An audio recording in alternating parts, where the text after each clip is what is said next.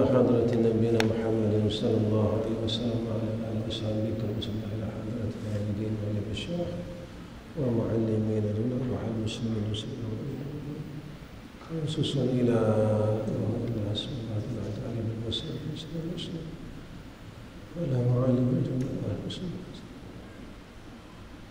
الفاتحة. أعوذ بالله من الشيطان الرجيم. بسم الله الرحمن الرحيم.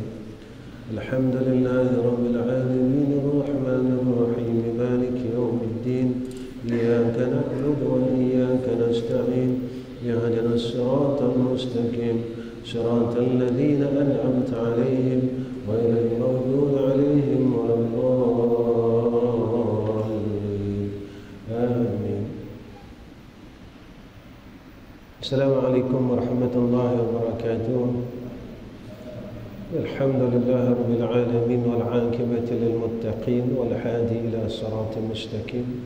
أشهد أن لا إله إلا الله وحده لا شريك له وأشهد أن محمدا عبده ورسوله. اللهم صل على سيدنا محمد وعلى آله وصحبه وسلم. أما بعد. اللهم ارزقنا فهم النبيين وحفظ المرسلين وإلهام الملائكة المقربين. قال المصنف رحمه الله تعالى faedah yang ketiga. Sesungguhnya aku melihat setiap orang yang berusaha untuk menghimpunkan mata benda dunia ini sebanyak-banyak. Ini nasihat Hatim Al-Asam. 8 faedah, malam ni faedah yang ketiga. Hatim Al-Asam melihat setiap orang berusaha menghimpunkan mata benda dunia ni sebanyak-banyak. Kemudian lalu ia menahan dan tidak mahu mendermakan. Lalu aku memikirkan akan firman Allah yang berbunyi ma indakum yanfadu wa ma indallahi baqin.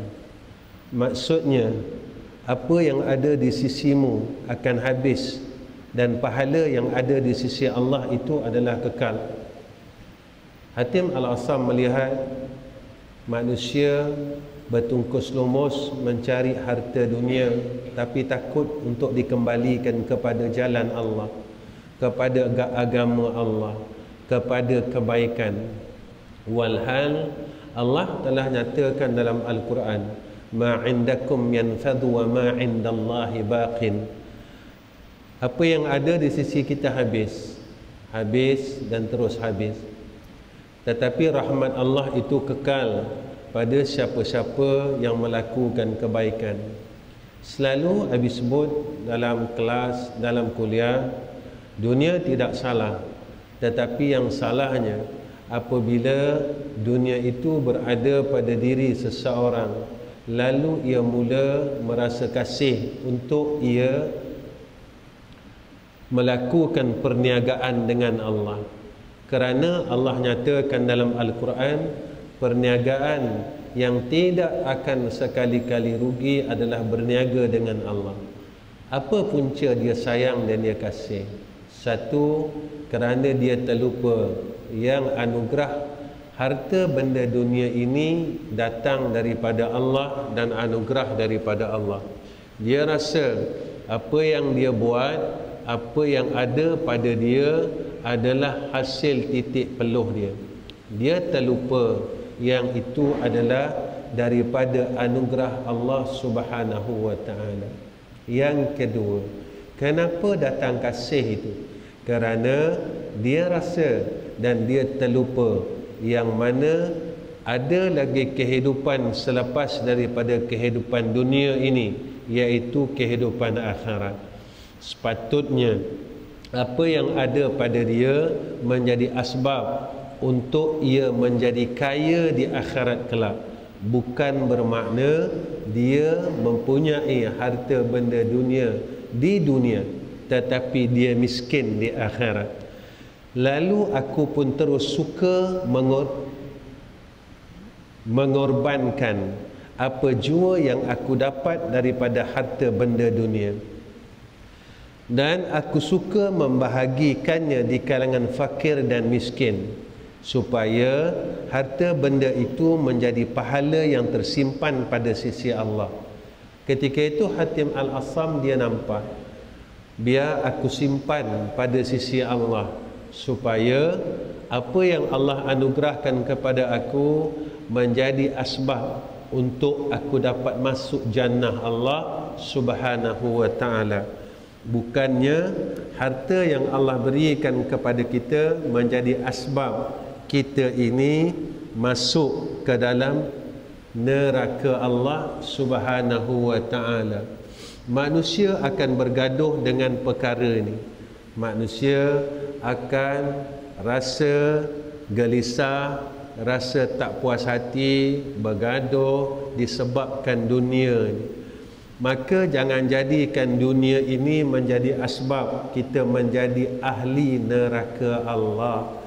Biarkan dunia yang Allah kurniakan kepada kita menjadi asbab kita menjadi ahli syurga Allah.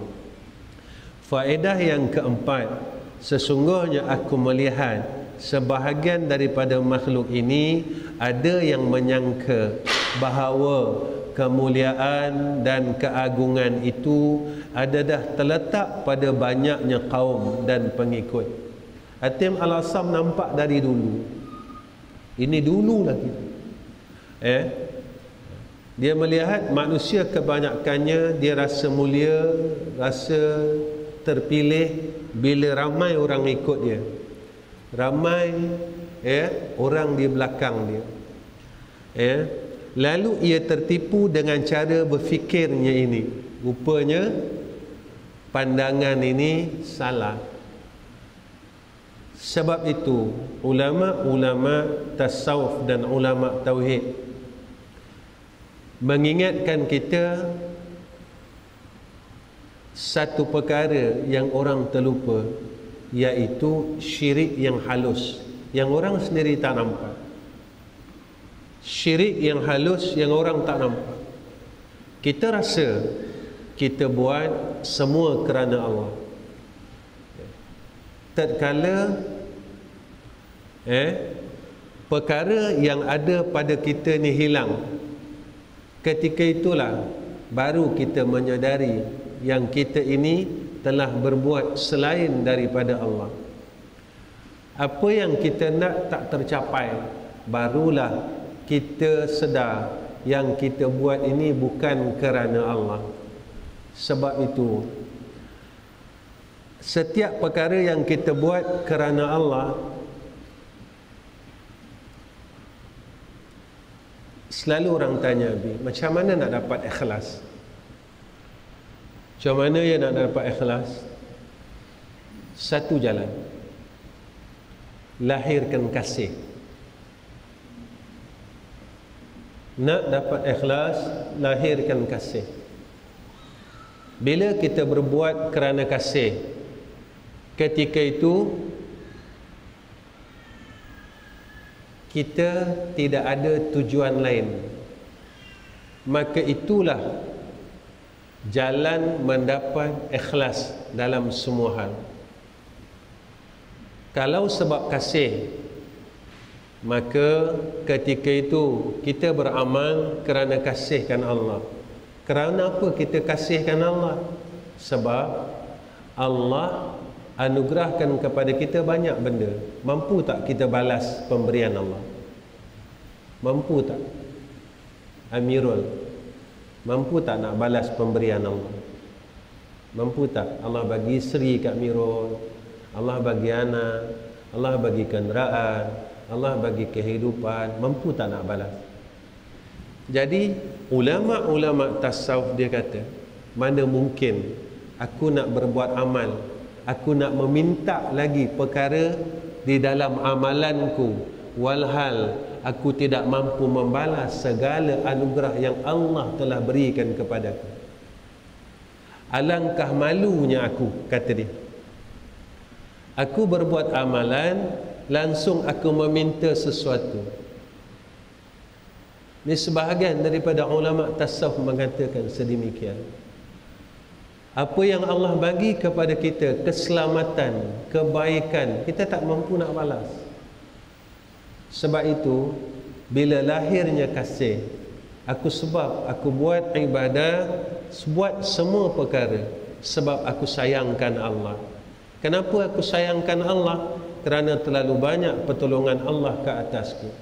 Terlalu banyak pertolongan daripada segi dunia dan segi akhirat. Alhamdulillah, Allah masih pimpin aku ke jalannya yang lurus. Allah masih tidak lagi masih lagi memberikan pertolongan ke atas urusan duniaku. Allah tak keluarkan kita lagi daripada kebaikan sehingga dicampakkan kita semula kepada kejahatan. Ada orang yang dulunya baik, orang yang kaki mengaji, ada orang yang selepas itu dikeluarkan oleh Allah menjadi orang yang lalai. Ada, Allah tunjukkan kepada kita, ada orang yang lalai, lalu Allah pilih ia menjadi ahlul khair, orang masjid, orang mengaji dan sebagainya. Sebab apa? Sebab ini pilihan daripada Allah. Jadi kenapa kita berbuat segala perkara? Sebab kasih. Maka kasih inilah jalan menuju kepada keikhlasan. Nak dapat ikhlas, lahirkan kasih. Lahirkan kasih, baru dapat ikhlas. Kalau tak lahirkan kasih, kita tak akan dapat ikhlas. Baik. Dan ada pula sebahagiannya daripada mereka yang menyangka bahawa kemuliaan dan keagungan itu terletak daripada banyaknya harta benda dan anak buah. Ada orang menyangka bila banyak harta mulia. Tak, berapa ramai yang Allah bagi harta tetapi diangkat ketenangan dalam jiwa. Duitnya banyak, hartanya banyak tapi resah. Abi pernah jumpa ada satu orang millionaire datang jumpa dengan Nabi. Dia kata, apa dengan Nabi Ustaz? Apa yang saya nak dalam dunia, semua saya dapat. Tapi saya rasa masih kosong lagi hidup. Hidup ni kosong Ustaz. Saya nak pergi overseas, saya naik kapal terbang private kapal terbang sendiri. Itu saya rasa kosong. Nabi cakap apa? Isilah kekosongan itu dengan Allah. Isilah kekosongan itu dengan Allah. Allahu. Sebab apa? Sebab apa yang ada pada kita, sama ada dunianya dan akhiratnya, yang memberi dan menganugerah dan yang memiliki adalah Allah. Ketika orang mula tinggalkan Allah, Allah sebut dalam Quran, ala bidzikrillahi tatma'innul qulub. Nak tenang, ingat. Nak tenang, ingat Allah. Lalu ia merasa sombong dengan yang demikian itu. Bahkan ada pula yang menyangka bahawa kemuliaan dan keagungan itu berpunca daripada kemampuan merampas hak orang lain. Dia ada pangkat, dia ada kuasa, dia boleh buat apa semua, dia rampas hak orang. Yang ni mulia. Dia rasa, dan menzalimi mereka serta menumpahkan darah mereka. Dan ada juga yang menyangka bahawa kemuliaan dan keagungan itu berpunca daripada banyak membuang harta dan melakukan pembaziran dan keterlaluan di dalam berbelanja. Dia rasa dia mulia sebab dia boleh belanja apa yang dia nak. Dia lupa Sebenarnya kemuliaan seseorang itu letak di mana?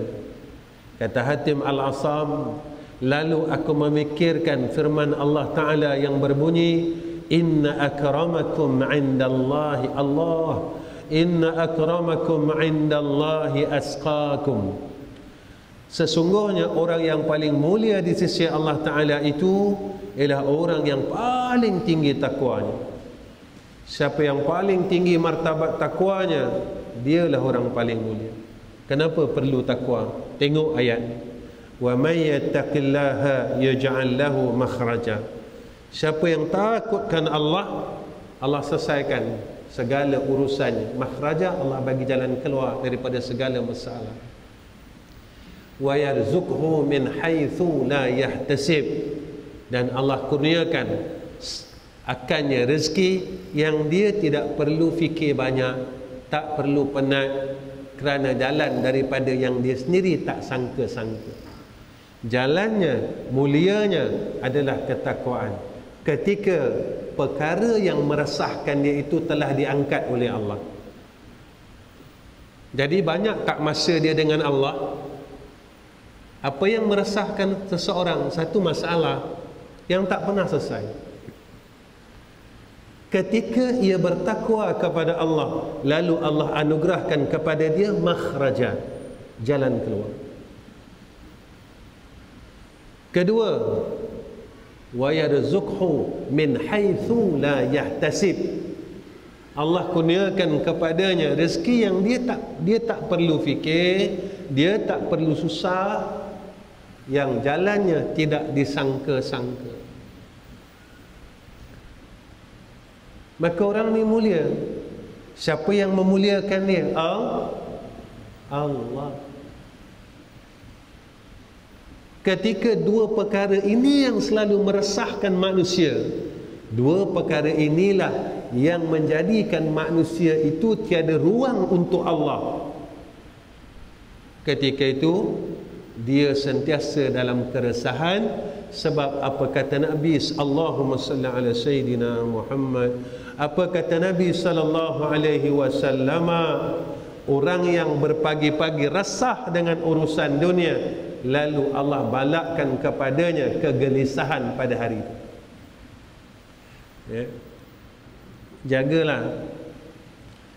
Macam inilah Habib nak sebut, Allah dah bagi jalan, tapi kita tak nak pilih.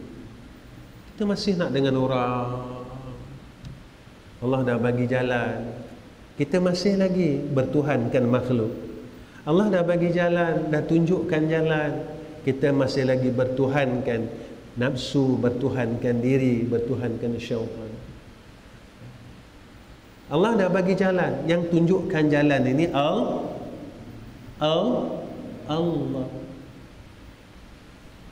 Kenapa kita tak nak yakin dengan Allahu? Kenapa kita tak nak yakin dengan jalan yang Allah tunjuk? Jalan ini bukan jalan rekaan manusia. Jalan ini jalan yang ditunjukkan oleh Allah. Kenapa kita tak nak pegang jalan?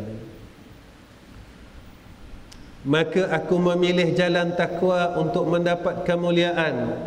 Dan aku yakin dengan sepenuh hati bahawa apa yang disebut dalam Al-Quran itu benar. Subhanallah. Nampak? Puncanya apa? Yaqin. Punca dia apa? Apa itu yakin? Yakin itulah iman.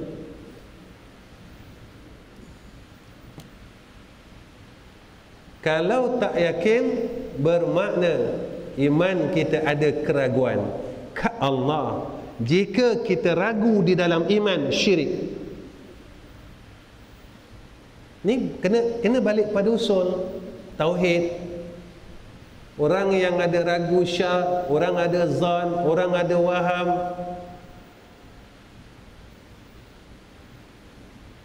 orang ini kufur. Al-Quran kalau tak percaya satu huruf, batal lah. Batal. Tak percaya satu ayat Quran, Allah tunjukkan jalan, kita tak percaya. Kalau nak mulia, takwa. Tak, kita tak. Kita nak, kalau nak macam ni, pandai budi. Orang ni, sebab orang ni kena budi orang ni. Silap buat baik dengan orang ni. Salah buat baik dengan Allah. Sebab apa? Sebab kita masih bertuhankan orang. Kita tak cakap tapi kita buat. Kita tak cakap tapi kita kita tak takut. Kita tak cakap, kita takut lagi dengan orang. Kita buat perangai yang kita takutkan orang, melebihi kita takutkan Allah. Kita tak cakap tapi kita buat. Sebab itu kita boleh tipu Allah. Kita boleh tipu Allah. Bila kita tinggal salat, kita tak rasa apa-apa. Kita buat maksiat, kita tak rasa apa-apa. Sebab kita tak bertuhankan Allah. Lepas tu kita tak rasa apa-apa. Kita masih bertuhankan makhluk lagi. Kalau orang tahu, susah ni. Sebelum orang tahu, Allah dah tahu belum? Sebelum orang tahu, Allah dah tahu belum? Jadi kenapa kita takut pada yang lebih mengetahui?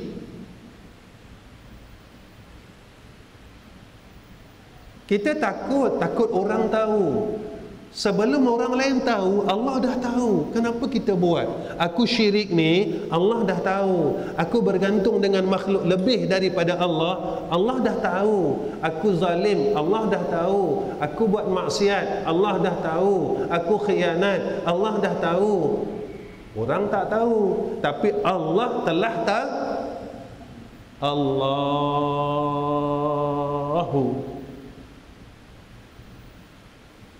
Jadi kita nak kata kita yakin dengan Allah, kita nak kata kita ikhlas, kita tak kata kita syirik. Tatkala hidup kita berperangai macam ni, berpegang macam ni, mati. Boleh tak diterima oleh Allah? Irji'i ila rabbiki.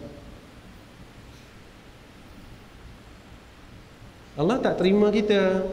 Sebab dosa yang paling besar syirik.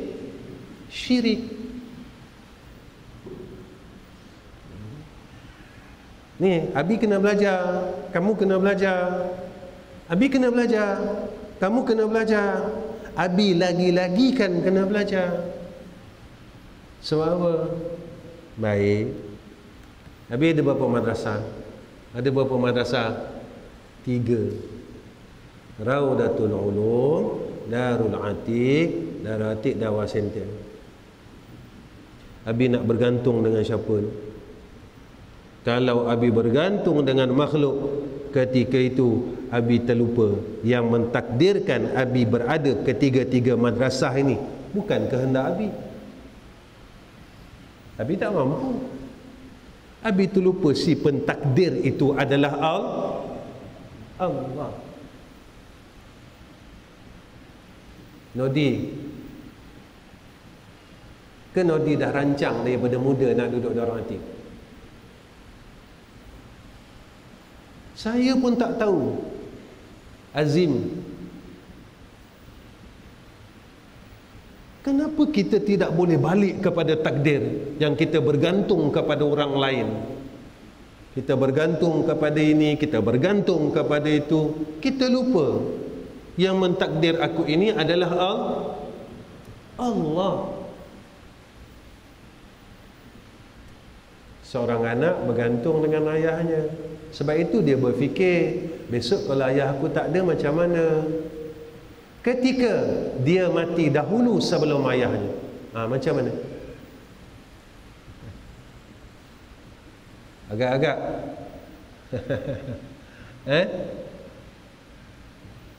ada tak penyekutuan di dalam itu awal? Abang awal ada tak? Ada.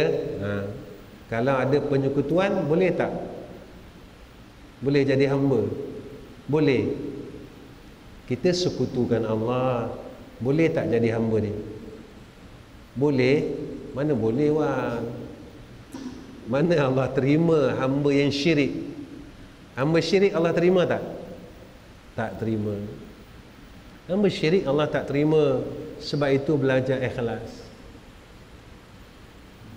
Banyak benda yang kita takutkan dalam ni? Banyak tak?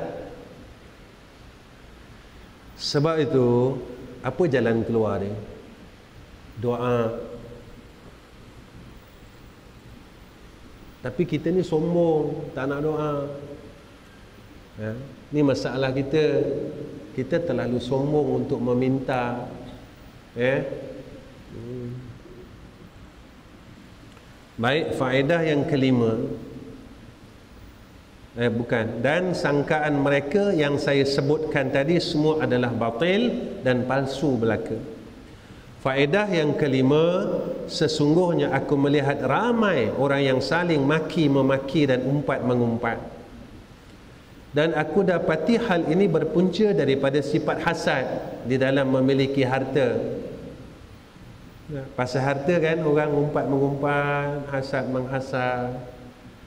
Kedudukan, orang kata mengata, umpat-mengumpat sebab dengki dengan kedudukan. Atau ilmu. Nampak? Hatim Al-Asam dia dah nampak lama dah. Dah nampak lama dah benda ni. Jalan ilmu pun orang ada hasad. Lalu aku memikirkan firman Allah Ta'ala yang berbunyi, nahnu qasamna bainahum ma'isyatahum fil hayati dunya. Maksudnya dan sesungguhnya kamilah yang membahagikan segala sumber kehidupan mereka di atas dunia ni. Sebab itu orang hasad ini masuk kepada orang yang tidak redha dengan qada dan qadar Allah. Allah takut juga. Perkara yang dah siap ada, telah siap tak dibahagi-bahagikan oleh Allah? Orang ni macam ni, orang ni macam ni. Dah ada belum? Kenapa kita hasad? Kita tak percaya tentang qada dan qadar Allah. Itu Abi kata, ramai orang gagal tentang rukun iman yang keenam, iaitu beriman dengan qada dan qadar Allah. Kita terlupa yang memberikan kejayaan Allah, yang memberikan kebinasaan Allah. Kenapa orang meniaga bergaduh? Sebab tak percaya, tak beriman. Abi cakap tak beriman, nanti orang marah pula. Sebab dia tak yakin dengan qada dan qadar Allah. Tak yakin. Lalu orang bergaduh, hasad. Padahal telah dijanjikan, telah dibahagi-bahagikan akan rezeki itu oleh Allah. Allah. Masya Allah. Astaghfirullah. Maka aku pun faham bahawa pembahagian segala nikmat itu adalah dari Allah Ta'ala. Sejak daripada alam azali lagi, yang membahagikan nikmat ini Allah, bukan orang. Allah. Oleh kerana itu aku tidak pernah hasad akan sesiapa. Aku nak dengki buat apa? Sebab yang bagi itu bukan aku, yang bagi itu bukan orang, yang bagi itu Allah. Kenapa aku nak dengki ya? Aku tak percaya ke dengan Allah? Aku tak percaya ke dengan Allah? Nampak? Kita rasa kehidupan ini tidak membabitkan akan akidah. Abi buat madrasah, Abi tak kisah pelajar nak ramai ke pelajar nak sikit. Abi tak kisah. Kerana yang mendatangkan dan Yang kurniakan bukan Nabi, dia. Tapi selalu cakap dengan ustaz-ustaz, adanya kamu ada pelajar bermakna adanya amanah daripada Allah. Jalan, ada kerja, adanya perintah, kan susah sangat. Hidup ni tak susah. Kata Habib tak nak fikir banyak-banyak. Macam mana nak bagi pelajar ramai, tak. Macam mana kita nak mendapat rahmat dan redha Allah. Pelajar kita sikit tapi Allah tak redha, tak guna. Pelajar kita ramai tapi Allah tak redha, tak guna. Kalau kamu berbuat maksiat, tak guna.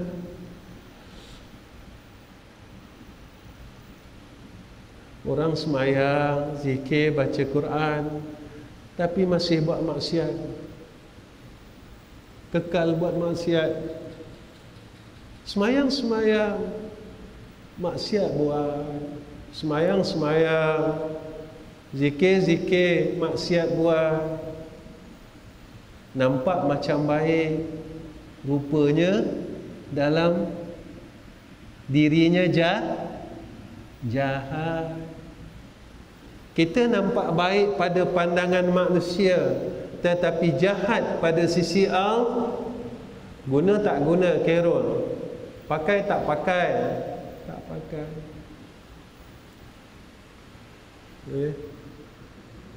Kata Abi kata,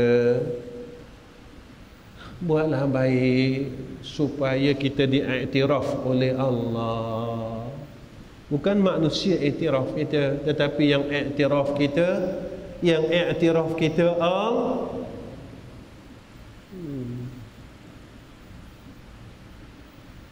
Telah dilaksanakan oleh Allah Ta'ala. Faedah yang keenam, sesungguhnya aku melihat manusia itu satu sama lain saling bermusuh-musuhan kerana satu tujuan atau satu sebab. Lalu aku memikirkan firman Allah Ta'ala yang berbunyi, inna syaitana lakum aduun fattakhidhuhu aduwa. Sesungguhnya syaitan itu bagi kamu adalah musuh yang nyata, kerana itu jadikan ia sebagai musuh. Maka aku pun membuat kesimpulan bahawa tidak perlu kita bermusuh dengan sesiapa selain daripada syaitan. Jadi Allah perintahkan kita bermusuh dengan syaitan, bukan bermusuh dengan orang. Ini kita cari orang. Allah suruh kita berbuat baik. Asyidda'u 'alal kuffar ruhama'u bainahum. Tegas dengan orang-orang kafir. Maksudnya yang batil tetap batil. Akidah kena bertegas pada orang kafir. Tak boleh macam mana yang orang kafir minta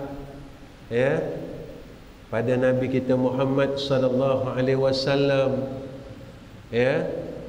Musim ni orang Islam sembah berhala, musim ni orang kafir ikut sembah mengabdi, bertauhidkan Allah. Allah sebut apa dalam Quran? Lakum dinukum asyidda'u 'alal kuffar. Tapi dengan orang Islam, ruhama'u bainahum, kasih sayang, bukan menyemusuh, bukan musuh. Kita silap, kita musuh dengan orang, tapi berkawan dengan syaitan, ikut cakap syaitan, ikut petunjuk syaitan. Ikutlah petunjuk Allah. Petunjuk Allah ikut. Faedah yang ketujuh, habis-habiskan faedah sampai 8, sebab malam esok kita nak masuk nasihat yang ke-16. Sesungguhnya aku melihat setiap orang yang bersungguh-sungguh dan berusaha dengan sepenuh tenaga untuk mencari makan dan sumber kehidupan, dan terkadang-kadang ia terpaksa mengambil yang syubhah dan yang haram. Ia terpaksa menjual harga dirinya dan air mukanya. Lalu aku memikirkan firman Allah Ta'ala, wa min dabbatin fil ardi illa 'ala Allahi rizquha, dan tidak ada pada suatu yang melata di atas muka bumi ini kecuali rezekinya telah dijamin oleh Allah. Maka aku pun mengetahui bahawasanya rezekiku di tangan Allah yang telah dijamin oleh Allah. Lalu aku hanya sibuk mengerjakan ibadah kepadanya, dan aku putuskan segala harapanku selain daripada Allah. Lalu orang tanya, saya buat ibadah, kenapa saya tak dapat? Saya susah. Rezeki ni semua dah ada. Kenapa terhalang? Cari halangan tu, selesaikan halangan tu.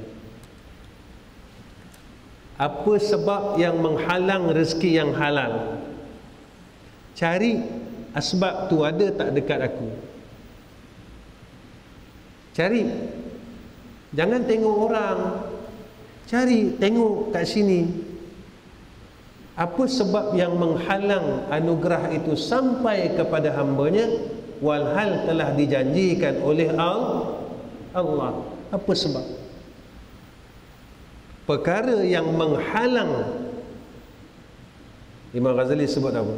Antara yang menghalang akan rezeki itu dosa. Itu salah satu. Aku ada buat dosa apa? Aku ada buat dosa apa? Orang lain tak tahu, tapi Allah tahu. Aku buat dosa apa? Tanya dan terus tanya. Oh, saya semayang, tapi aku tak percaya dengan Allah. Dosa tak? Aku ragu dengan Allah. Dosa tak? Aku hasad, aku sombong, aku khianat, aku pakai ni hak orang tapi aku tak nak selesaikan. Ada? Ni dosa. Baik macam ni. Kita pakai motor orang, lalu kita tak pulangkan motor itu seperti mana yang kita pakai. Agak-agak dosa tak? Dosa tak? Kita rosakkan tapi orang tu tak tahu. Kita pulangkan, senyap. Dosa tak?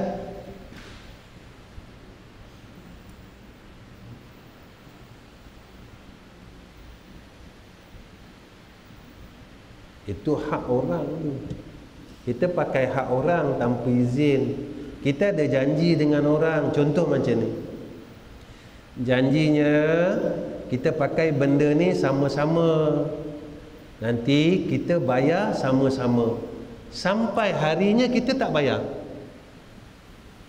Dosa tak? Dosa tak? Dosa tak, Din? Dosa. Satu dosa pada mana? Pada perjanjian. Dua dosa pada mana? Sebab kita tidak menyelesaikan akan perjanjian tersebut, lalu menyakiti hati orang lain.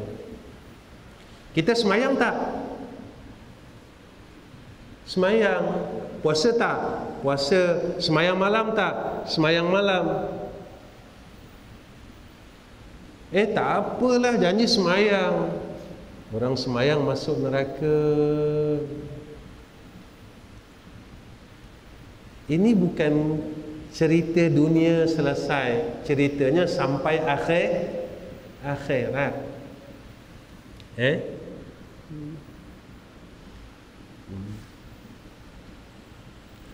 Faedah yang ke-8 akhir. Sesungguhnya aku melihat setiap orang yang memiliki sesuatu yang menjadi pegangan sebahagian mereka, ini termasuk kita ni, menjadikan dinar dan dirham sebagai pegangan. Ada orang dia berpegang dengan duit. Kalau ada duit senang, tak ada duit susah. Itu. Pernah tak kita cakap dengan diri kita, kalau dalam hidup aku tidak ada Allah, susahnya aku? Tak terfikir. Sebab apa? Sebab kita dah lama bertuhankan duit, dinar dan dirham. Dan yang lain pula menjadikan harta dan kerajaan sebagai pegangan. Kalau ada kerja, senang. Tak ada kerja, susah. Berapa ramai orang yang ada kerja pun susah. Jadi kat mana kuncinya ni? Ni kalau Habib bagi tahu lagi ni, cerita lagi jadi panjang. Dan ada pula yang menjadikan kemahiran atau pekerjaan sebagai pegangan. Ya, aku ada kemahiran. Ya. Nabi minta maaf lah, Nabi nak cakap. Ada orang yang, ya, ni Abi ramai jumpa. Ya, Ustaz, saya sebenarnya badan ini janjikan saya macam ni tiap-tiap bulan, tapi tak ada pun.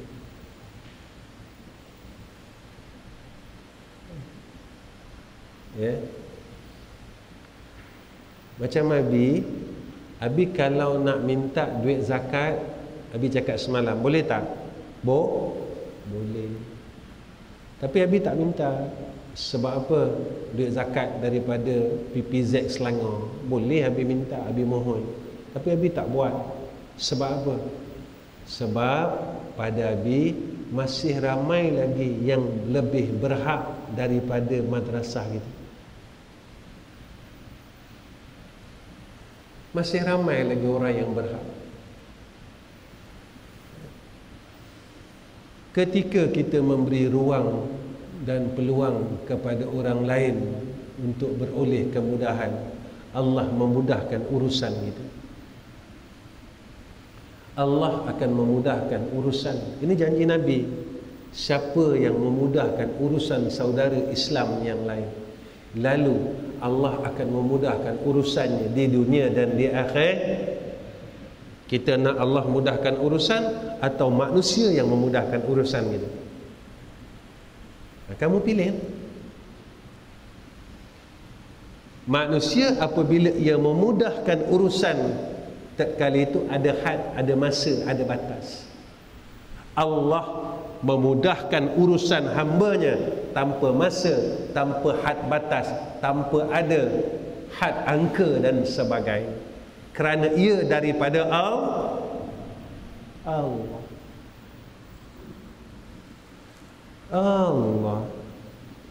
Bahkan ada orang menjadikan hamba Allah sebagai pegangan. Ni Khatim Al-Asam apa pengajian kita yang lepas-lepas malam ni terimpun semua. Ada orang yang menjadikan orang sebagai pegangan. Orang,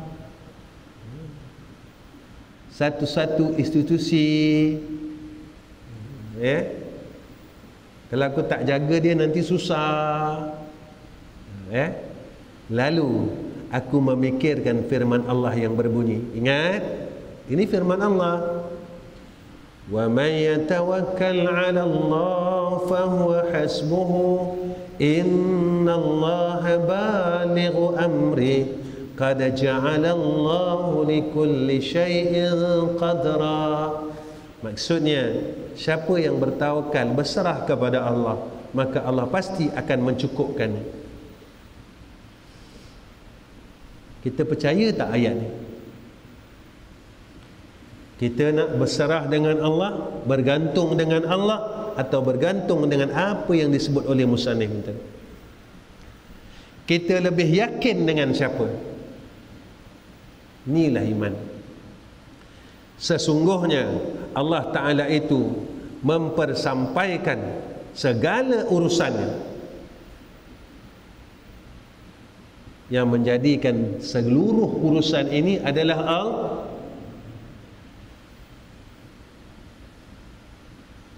Tapi kita rasa orang itu yang selesaikan urusan kita, duitlah yang selesaikan urusan kita, pekerjaanlah yang selesaikan urusan kita. Kita terlupa dalam masa yang sama kita terkeluar daripada ahli sunnah wal jamaah. Ahli sunnah wal jamaah ni usaha ikhtiar wajib, yang memberi bekas orang tak salah, harta tak salah, pangkat tak salah. Yang salah jika kita bergantung dengan perkara itu. Itu salah. Salah. Aku ada ilmu, aku boleh belajar, aku boleh mengajar. Salah. Aku ada ilmu, aku boleh buat apa aku tahu. Salah. Ya ke orang ada ilmu tak buat salah? Kata dah tahu.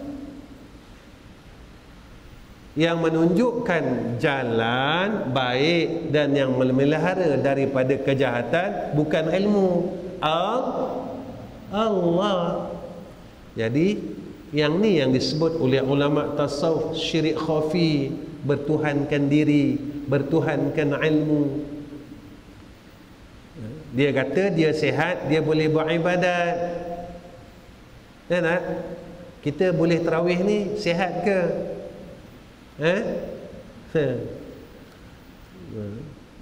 Bukan sebab sihat.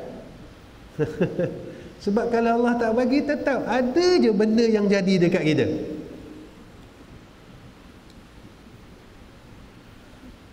Dijadikan perkara untuk menghalang kita tu. Nak bang? Kan? Masa nak tarawih lah, datanglah pening kat kita, nak berpusing lah. Kita pun cakap penyakit apa? Pentego. Apa dia Aidil? Pentagon. Rupanya Allah tak kurniakan kita tarawih pada malam. Ada orang yang ditidurkan.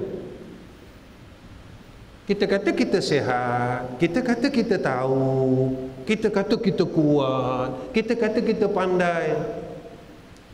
Kenapa yang diajar oleh ahli sunnah wal jamaah usaha ikhtiar wajib, yang memberi bekas adalah Allah? Ni tempat hamba.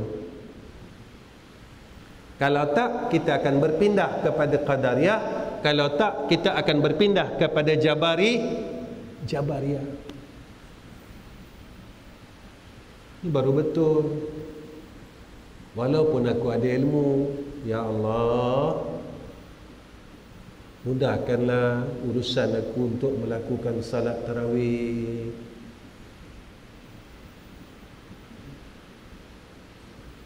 Betul. Baru datang sifat hamba. Betul tak Mirul? Bukan badan sihat boleh tarawih. Oh, saya dah tua, selalu orang tua-tua selalu boleh tarawih. Ramai orang tua yang tak tarawih pun ada.